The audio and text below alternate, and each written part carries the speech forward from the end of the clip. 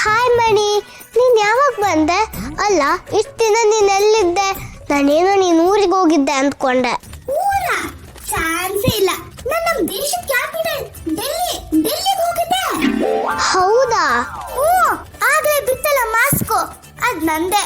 ಡೆಲ್ಲಿಲಿ pollution ಅಂದ್ರೆ pollution. Mask ಹಾಕಿಲ್ಲ ಅಂದಿದ್ರೆ ನನಗೆ ಕೆಂಪು ಕೊಕ್ಕು ಇಷ್ಟೊತ್ತಿಗೆ ಕಪ್ಪಾಗಿರೋದು. ಹೌದಾ? ಮತ್ತೆ ಯಾಕೆ ಹೋಗಿದೆ ಅಲ್ಗೆ?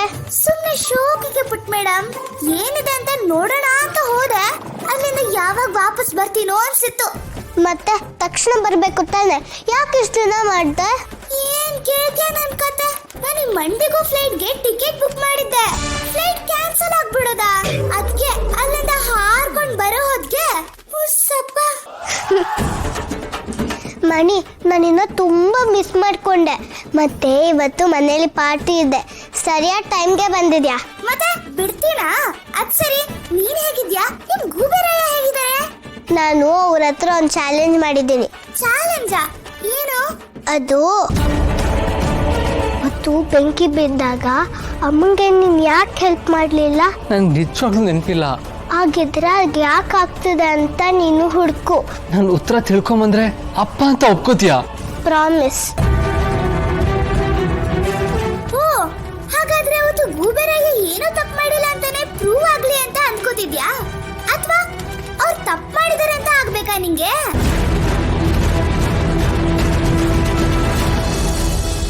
ಅಯ್ಯೋ ಅಯ್ಯೋ ಅಯ್ಯೋ, ಎಷ್ಟು ಒಳ್ಳೆ ಪ್ಲಾನ್ ಮಾಡಿದೀಯೋ ನನ್ ಬಂಗಾರ. ಪಾರ್ಟಿಯಲ್ಲಿ ಶರತ್ ಡಿಗ್ನಿಟಿ ಹರ್ಟ್ ಮಾಡೋದಕ್ಕೆ ದುರ್ಗಾ ಇಸ್ ಮೈ ವೆಪನ್. ಹೌದು ತರುಣ್, ಅವ್ರು ನಮಗ್ ಮಾಡಿರೋ ಅವಮಾನಕ್ಕೆ ಪಾರ್ಟಿಲಿ ಅವ್ರಿಗೆ ಸರಿಯಾಗಿ ಉತ್ತರ ಸಿಗ್ಬೇಕು. ಹಾಗೆ ಮಾಡ್ಬೇಕು. ಸಿಗತ್ತೆ ಮಾಮ್, ಸಿಕ್ಕೇ ಸಿಗತ್ತೆ. ಪಾರ್ಟಿ ಮುಗಿಯೋಷ್ಟರಲ್ಲಿ ಜನ ಶರತ್ ಹೆಸರು ಕೇಳಿದ್ರೆ ಥೂ ಅಂತ ಉಗಿಬೇಕು.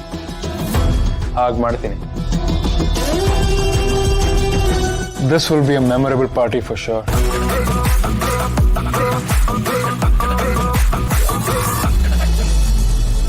ಹೇಳು ಪುಟ್ ಮೇಡಮ್, ಗೂಬೆರಾಯ ತಪ್ಪು ಮಾಡಿಲ್ಲ ಅಂದ್ರೆ?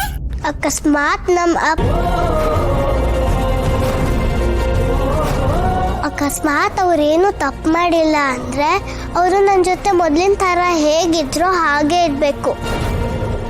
ಮೊದಲು ನಾನು ಅವ್ರ ಜೊತೆ ತುಂಬ ಖುಷಿಯಾಗಿರ್ತಿದ್ದೆ, ಹಾಗೇ ಇರಬೇಕು.